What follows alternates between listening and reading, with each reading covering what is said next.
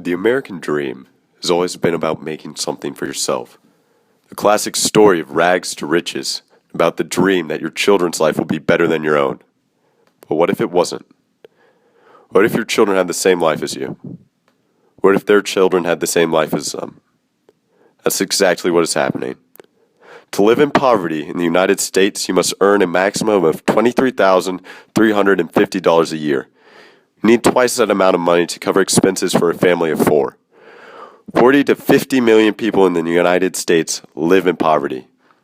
18.5 million of those people are children. That's 1 in 5 kids. 1/5.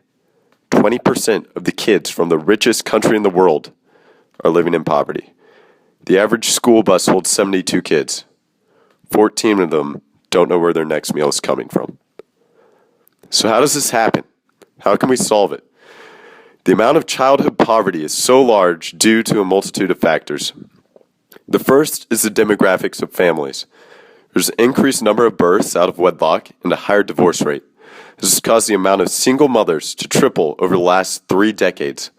This statistic alone has raised the poverty rate by 4% since 1967. If the same amount of marriages in dual-parent households were the same as it were in 1970, then child poverty would fall by 25%. So how do we solve the issue of broken families? We can't force marriages, but we can still help. We have seen companies that have helped incentivize the fatherly role by providing additional wages and subsidies. Work incentives help keep a paternal unit around, adding not only additional income for the family, but an additional role model as well. And even if the work incentives didn't work, then there are plenty of ways to still step up for single-parent children. Mentor programs exist in which people may take on a child and help them through their situation. And it has been proven that these children are 37% less likely to skip school and earn their degree, and has been shown to lower their health risks as well. Another problem that faces these children, besides the changing demographics of families, is the lack of educational opportunities made available to them. High school dropouts, on average, earn $18,734 a year. High school grads earn around $27,915. College graduates earn $51,206, and advanced degree holders earn around $74,602. But so often, children in poverty can't reach higher education due to a number of factors, such as increased rates of dropping out, requirements to get a job out of high school to help support their family, having a lack of positive role models in their life, and simply the price of college is often a barrier in and of itself.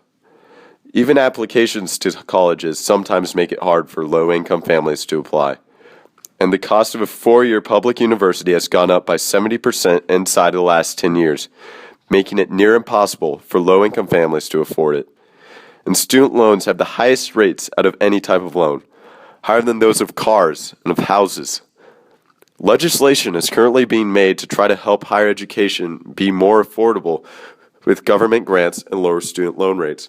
By calling and mailing legislators, people can help influence those in position to make a difference, and this difference is vital. Education is regarded as the number one factor attributed to breaking the cycle of poverty. It is what enables children to break out of the situation that they have been thrusted into. All around the world, people are suffering. People are struggling day in and day out in conflicts such as those taking place in Syria, in places of political tyranny like North Korea.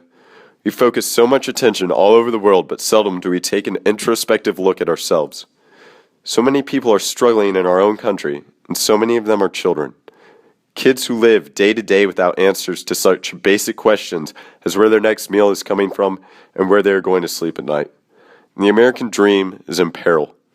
It is wavering and it is unstable, but it is alive. It just needs help.